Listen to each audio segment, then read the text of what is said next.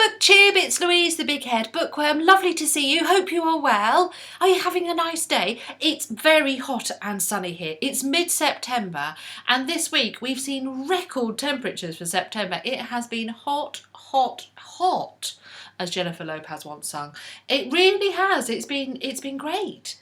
I think everybody else is kind of over the summer and is, yearning for jumpers and that cosy comfort that they bring. But I'm kind of liking the sun still. I'm still there. I'm still with the sun. But jumpers. I could do jumpers. So it'll be good when it changes. Apparently it's going to change in the next 24 hours and we're all going to be freezing cold. Well, not quite that bad, but you get the drift. Anyway, here are the books that I have read for the beginning of September. Starting off with, I finished off James S.A. Corrie's Leviathan Wakes, a science fiction sci-fi opera that I've ranted about it before. I enjoyed the last 150 pages more than I thought I would. The plot really kicked in. The aliens got involved and I liked that. So it developed more, but not enough for me to overlook the gender stereotyping. And once you get an eye for that, then everything, fits. You start getting it more and more irritated as you go through with the book. And if I saw one more description as women as prostitutes, I was going to go and throw the book out of the window. I didn't, obviously, because the book's here, but I did get very fed up with it. But, the plot was better towards the end, and it was enough that it pulled me through, but I'm glad I finished it. So I won't be keeping this book. It will be going to a good home somewhere, I think. But I'm glad I've read it. The next book, Among Others, by Jo Walton. This is set in 1979. It follows the story of Maury, who is from Wales but leaves Wales as a 15-year-old to go and live with her father, who she's never met before, and go to a boarding school nearby where he lives. She lives with magic in her life and she is a bookworm.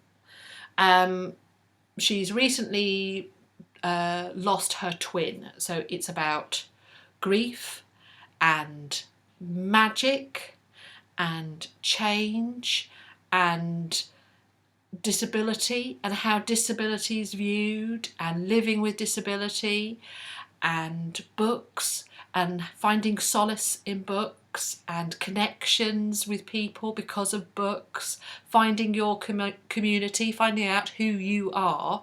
It could be viewed as a coming-of-age novel, but it's so much more than that. I found it lyrical, engrossing, enchanting, impressive, very moving. I really loved it. The character of Maury comes across so strongly. She's such a wonderful character. Not altogether likeable at times, but I always felt for her. I was always with her in whatever she was going through. And the talk of books was just in itself magical. I mean, she's such a fan of fantasy and science fiction, the character. So she's mentioning all these books that she's read and the passion that she talks about them. And I was like making notes of which authors I wanted to read. And she's wonderful. The book itself is wonderful. I found it really powerful and moving. And I was so glad I picked it up. So, Among Others by Jo Walton.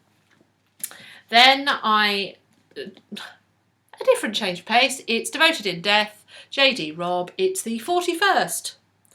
It says here, book 41 in the #1 best-selling series of the In Death series. Sept. It's fantasy crime. So it's crime set in New York in 2060, featuring Lieutenant Dallas.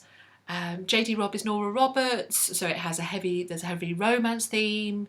This was a Bonnie and Clyde one, and I wasn't sure I was going to like it, but actually I really did. I thought it was fresher than the previous ones in the series, and I really enjoyed it, and I find them utter comfort reads, so I raced through it as always and thoroughly enjoyed it. So that was great. My audiobook for the month was Agatha Christie's Death on the Nile. Look at that cover. Scary. It's a classic, Hercule Poirot in Egypt. It's great. Thoroughly enjoyed that. And it was actually narrated by David Suchet, who plays Hercule Poirot in the ITV adaptations, I think. And they are my favourite, so that was good. I read a couple of romances, including Robin Donald's The Far Side of Paradise. It was fine. It was fine. I learnt nothing in this one, which is a shame. I love how, obviously, the person who do the covers never bothers to read the books, because she is described as an Amazonian redhead in this book. And she's not Amazonian or a redhead. And the other thing I've learned from this cover is that bench is not comfortable. Looking at her expression, needs more cushions, is what I'm thinking. But anyway, it was fine. It was fine. It was one of those throwaway Mills and Boons. I also read, here we are, Shadows by Paula Weston. I picked this up because it's about the Watchers, and it's set in modern day Australia, in the surfing community of modern day Australia. I picked it up because it's about the Watchers, and I'm doing a video on the Watchers, and I really enjoyed it. I really enjoyed it. I have to watch my other video to see what I think, but it was great. I'm still reading, still trundling through The Girl with All the Gifts by Emma R. Carey. I haven't got much further because I've been distracted by other books, but I will get back to that. And a book I picked up and have decided not to continue with is Inspector of the Dead by David Morrell, which is a Thomas de Quincey mystery set in 1855.